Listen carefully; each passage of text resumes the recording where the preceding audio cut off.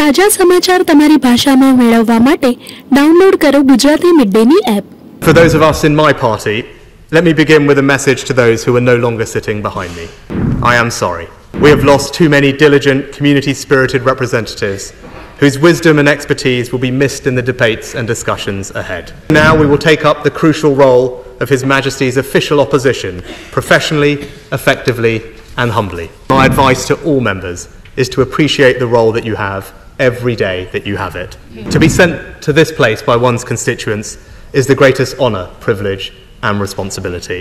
Mr Speaker-elect, I'm pleased to join the Prime Minister in welcoming you back to the Speaker's chair, and can I also praise the wonderful speech from the Honourable Member for Lancaster and Wyre. Yeah. And can I start by congratulating the Prime Minister on his election victory, and as he takes on his formidable task, he and his family deserve the good wishes of all of us in this House. Yeah. Now, in our politics, we can argue vigorously, as the Prime Minister and I did over the past 6 weeks, but still respect each other.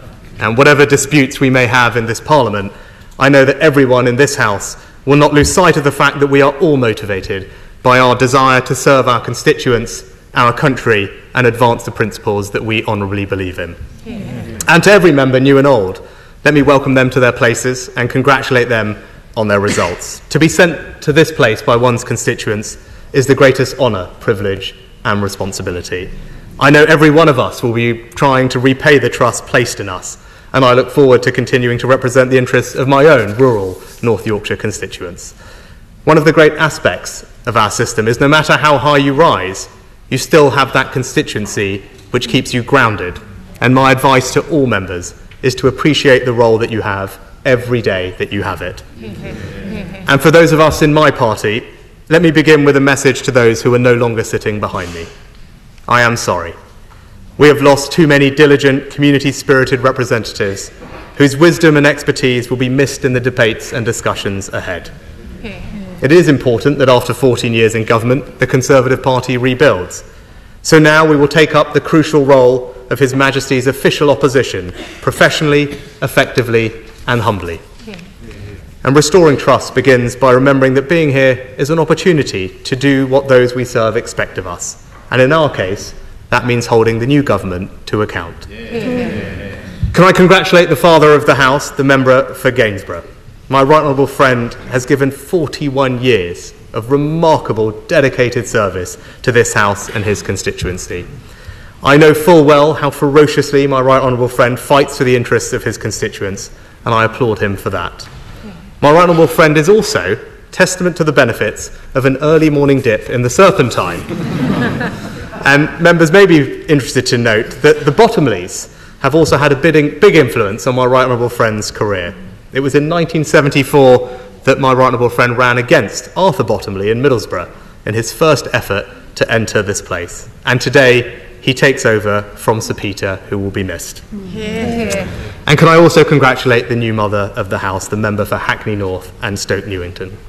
We have our differences on policy, but no one can deny the right honourable lady's important role in this House and the inspiration for so many young women of colour that she has provided. Yeah. The Right Honourable Lady is true in every sense of the word, a trailblazer. Yeah. And can I join with you, Mr Speaker-elect, to thank House staff for their hard work in welcoming our new colleagues to this House and their service over the coming Parliament.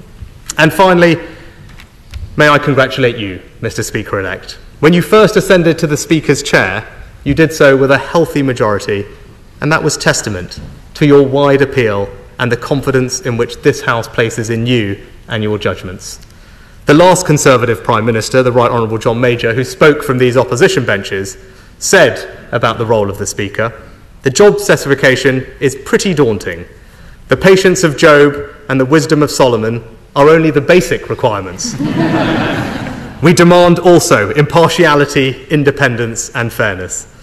Well, Mr Speaker-elect, you have shown over the past 4.5 years how to protect that careful balance. The last few years in this House have been at times difficult, and you, sir, have always brought this House together. That was clear when we lost our colleague, Sir David Amess. And I know your guidance and support for members then was greatly appreciated. It is a privilege to be in this House. Our democracy is powerful, and as we have witnessed, it can be definitive.